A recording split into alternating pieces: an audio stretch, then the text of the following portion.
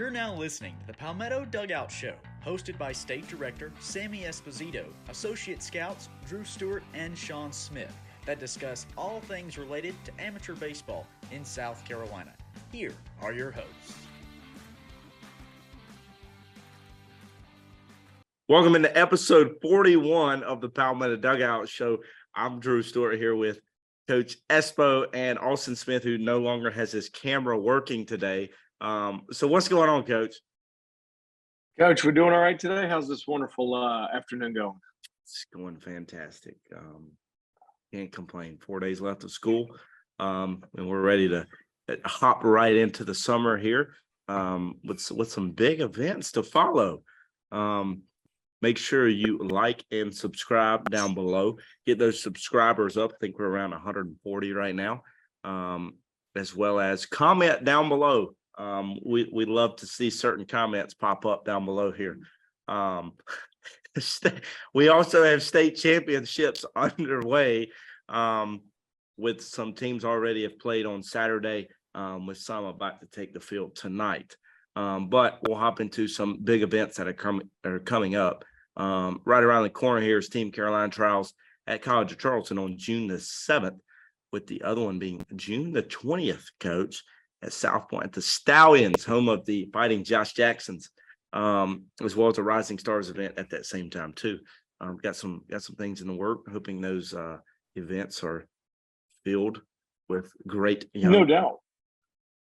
The one in Charleston's off to a blistering start of registration. So we're rolling down there. Obviously, we got a wonderful facility down there at Coach Colbrook's Palace down there with the new turf we're going to get to play on. Just got the contract today, so we're live and ready for that facility. So we got a great turnout already rolling with that, with more people coming in. And then, yeah, like you said, up in South Point High School, already got some kids signed up already for that, with some others in the works, and we're working on to get a couple teams sliding up here soon to join in on that one. But those two events, like we've talked about in the past, are humongous for us, especially leading into our bigger invite-only events, right? Even though, the one is the 20th, not far in front of the border battle. Like last year, we had some guys that came to that event and, kind of caught our eye and got some invites out of it. And, for the listeners out there that are a little unsure, you come out and you really pique our interest and get our eye, and you do really well and show out while you're there, then a good discounted rate will be coming to that invite only event. That's only, if you come on that back end, it's only a week away. So we really do utilize these trials for our big time invite only events. And like we've talked about in the past too, we've got some big invites out from our junior and our future games teams last year. So it's big for us, and we look forward to having those at two great events in the middle of the week before these guys disappear for the summers and their busy schedules. Yeah, no doubt. We got those various scout days upcoming as well. Many different tribal organizations have set that up, as well as that big junior future and future games at the end of July. And not only that, but you look at top prospect games over there in early August, another big event every year for us at PBR. So, hey, make sure you accept those invites, attend those events so that you can get those invites to those bigger events, because some of those will feed into that preseason all-state events as well. Well, I wasn't out last week. As far as on the road, I don't think Sammy was either. Were you, Coach? It's inaccurate. River Bluff, Somerville. Okay, well, we're just going to roll into the two guys that were out at games this week, and they can kind of recap some guys that stood out to them. So that would be Sammy and Austin. So we'll start with Sammy, since Austin's cameraless over here.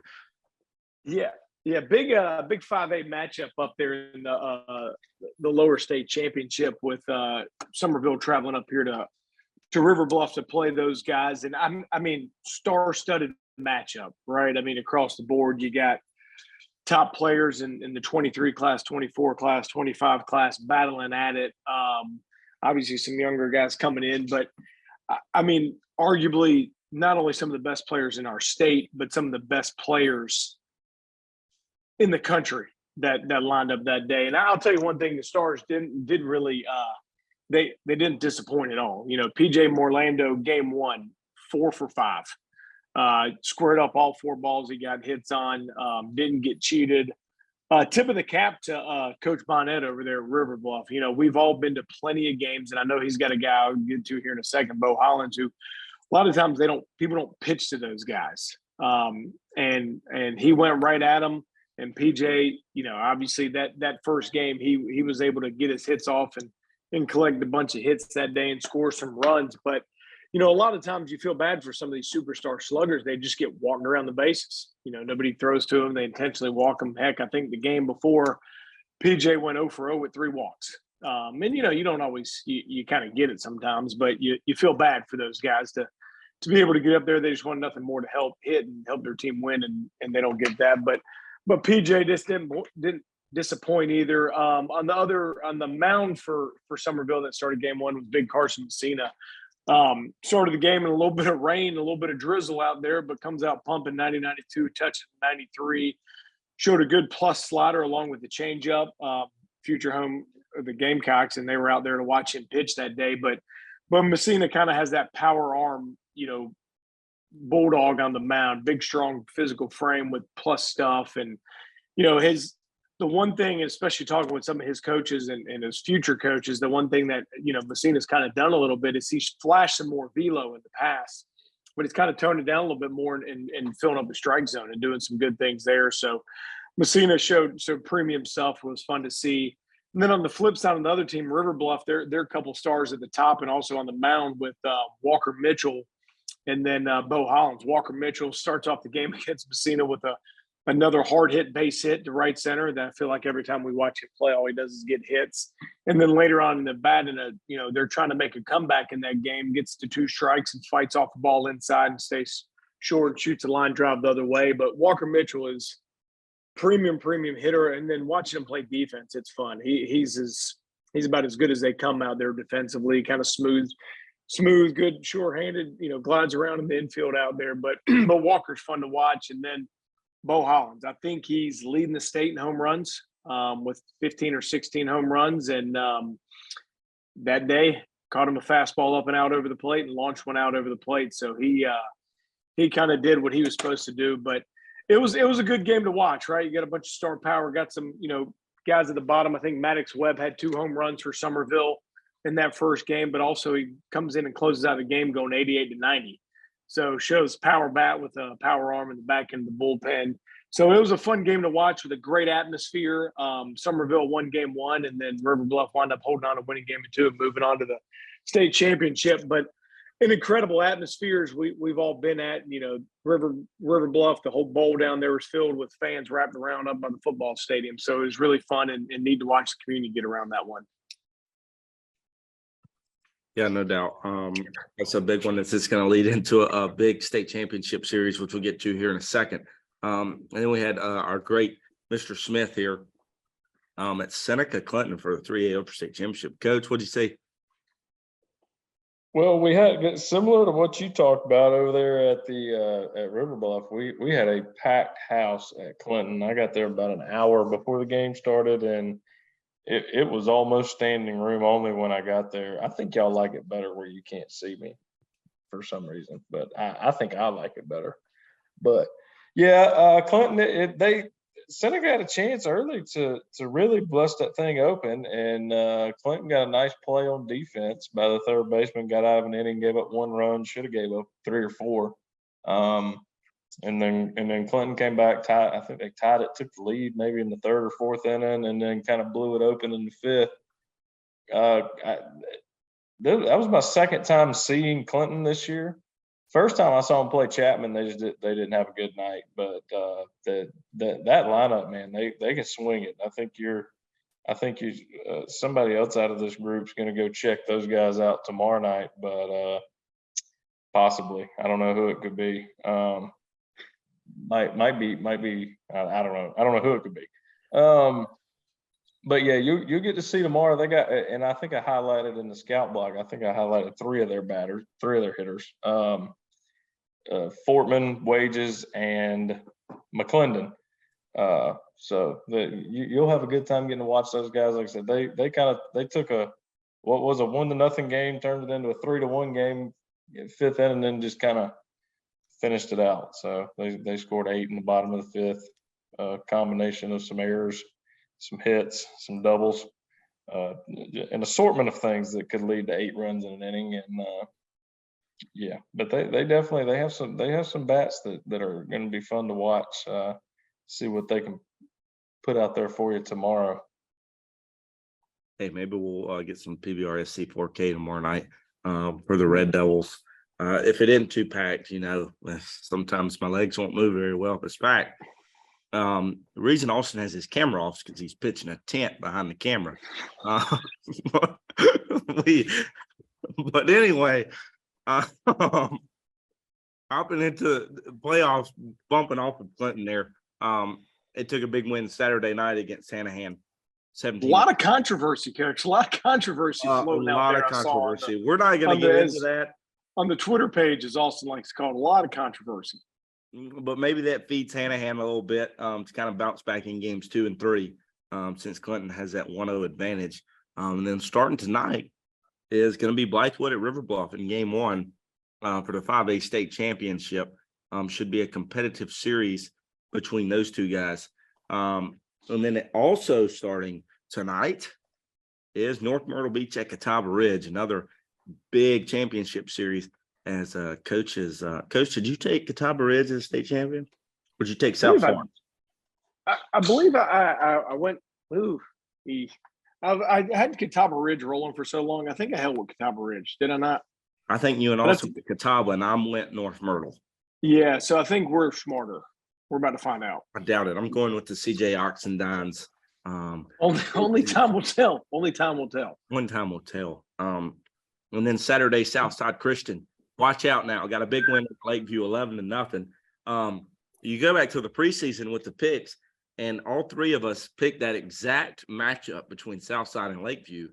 Me and Sammy went with Southside as the champion, as Austin went with the Gators. So, hey, maybe those preseason picks were right, and we need to stick with them. Squirrel. Blind squirrel finds a nut every once in a while, right? That's so right. I think did we find ours? I don't know.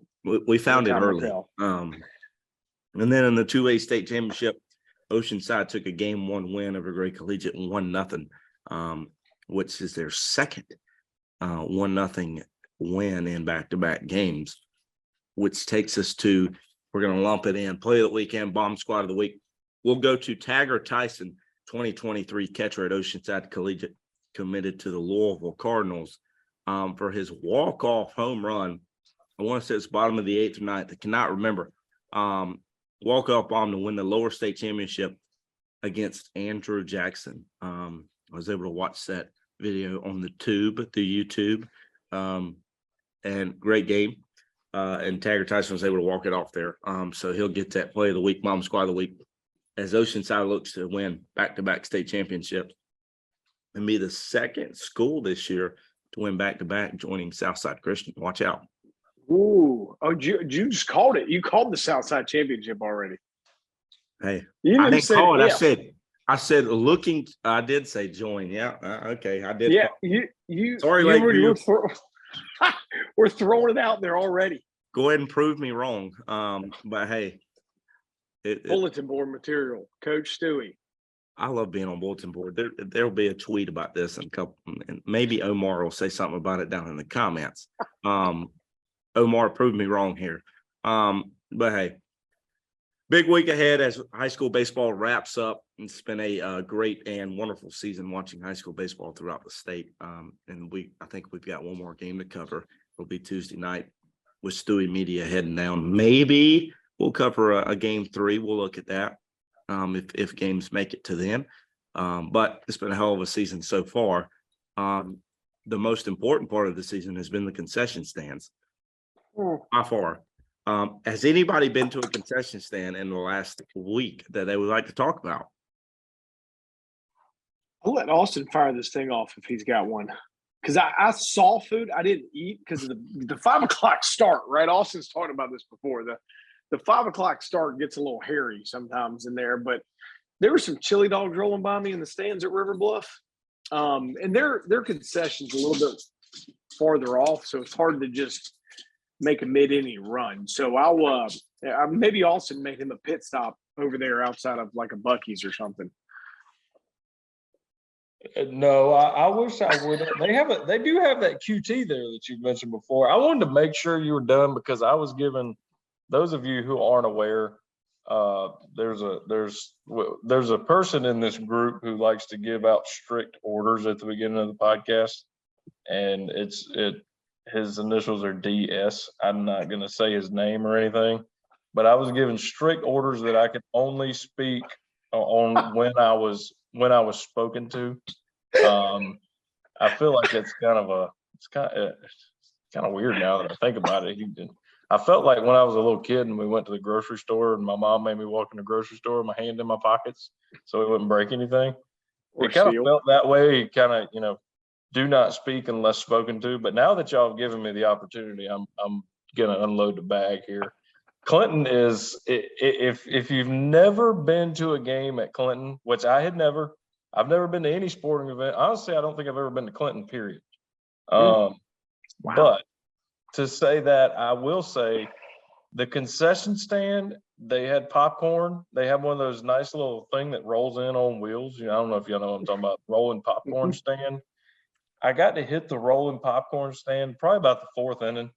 And I think, honestly, I might have been the downfall for the Bobcats because it was 3-1. We had a tight game going, and I was sitting in those bleachers, and I guess I'm getting old. So I said, you know what? I'm going to get up, go use the restroom, see what they got in the stand. And as soon as I got up there and got my popcorn, the wheels just fell off the wagon for the Bobcats. But sorry to those guys. But they got some popcorn, got a Gatorade, big blue Gatorade guy.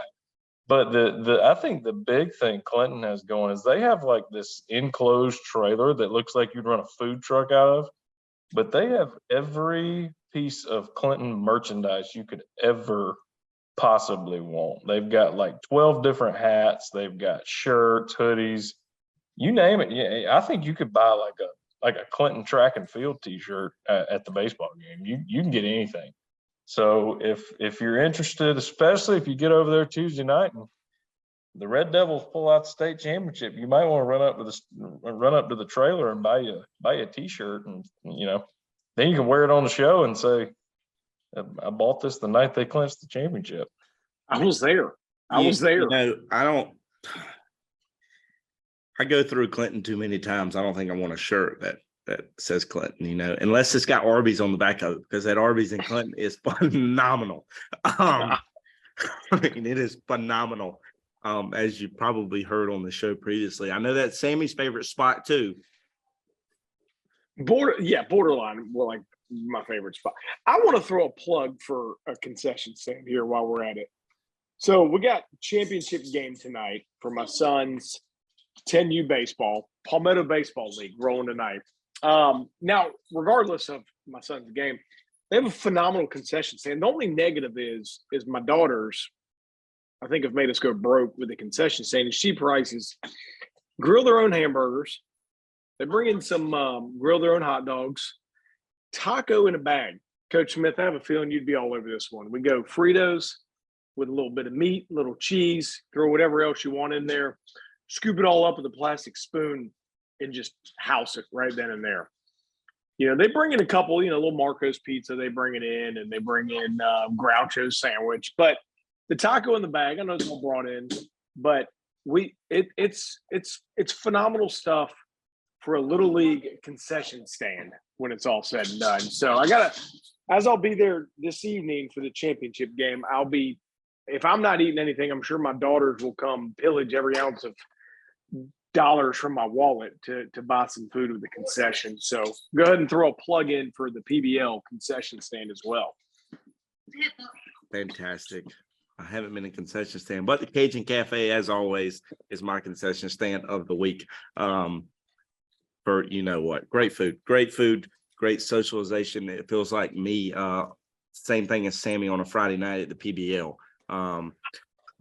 But hey, episode 42 is going to be a big one, as we will have a guest picker on the show for our regional college baseball Division I pick'ems coming up here as we know, tournament championships are about to kick off. I believe, Coach, I know the ACC starts tomorrow. I'm not sure. SEC, I would assume starts tomorrow. most are going to start tomorrow, and we'll be ready to pick those games on. I think we're going to go Monday, correct? Well, got to go Monday because obviously it's Monday is the selection show at noon. So That is right. We got to go Monday. Our guest picker probably prefers Monday as well. Yeah, I think he was our first guest picker on the college football pick'em, if I'm correct. I agree. So he's a man of first. He didn't win any of the football stuff, so we'll look to keep him at the back end. You know, obviously there's a lot of projections out there, so we can maybe look into it. And really, if we want to do a neat pick 'em and lose everything and go on Sunday, but we obviously have to wait till Monday to make those pick 'em. So Coach Smith is going to actually have to look at the internet or the internet page, as he would Or the call it, Twitter page. or the Twitter page, or it'll be on TV because you guys are out of school, right? You're no longer teaching next week. I wanted to throw that out there as well. I know I'm the travel guy and trying to make sure you guys keep your schedules together. But before we get too far to that, I'm gonna need more details afterwards about the taco in a bag. That sounds next level, but it also sounds like I need a nap afterwards. But yeah, this coming weekend, those of you don't forget, I'm sure there's some really big like travel ball tournaments going on, a little Memorial Day special. I don't know about the Palmetto Baseball League. I don't know if we celebrate Memorial Day down there. But yes, don't forget we have a holiday weekend this weekend. Everybody's gonna be going out of town. I will be out of town starting Friday. So yeah, hopefully while we're out in the holiday weekend, I can get my camera fixed so I can participate in the picks, because if not, my daddy Drew might kick me out. You know, it took you a while to get in on this show, Austin. We don't want you to be gone already. You know, I think you give the people what they want, and you've decided to try to leave us. You can speak. I think it's because Greenville County Schools. I think I figured it out here. I took a personal day today. Greenville County Schools gives us 4 personal days a year. I used my 4th one today, and I think they said, "Hey, you know what? You're not going to come to work today. We're not going to let you do this podcast on your school computer today." I think that's what. So you used a personal day with like 4 days left? Well, Coach, it was either use it or lose it. But you're going to lose it anyway because you're going to Oconee County. My days transfer when I go to a new district. Isn't that fine? Breaking news for all you people out there like myself that don't know how the school systems. That's good to know for me as well. With the personal days. I had my personal days transfer out of district. Your sick days transfer, your personal days don't. Greenville County Schools, you get 4 personal days a year, and if you don't use them, they turn into sick days. But I've been teaching. I think I've been teaching 7 years now, something like that. I have accrued like 50 something sick days, so it's kind of, you know, I kind of got to the point. I need to use those days. If not, you're gonna let the man have them, and you don't want to let the man get them. You know. See, great words of wisdom there, Coach Smith. Can't let the man have them. You can't. So stay tuned for episode 42 with guest picker for those regional pick'ems. A lot of stuff left to be played out here over that last week of Division I baseball. But we'll get to that next Monday. State championships, like I said, going on this week. Congratulations and good luck to all those teams playing in the state championship. PBR South Carolina will have some graphics out as teams win that state championship.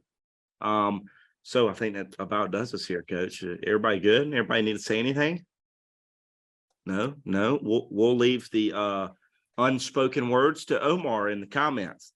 So from all of us here at PBR South Carolina, have a great week.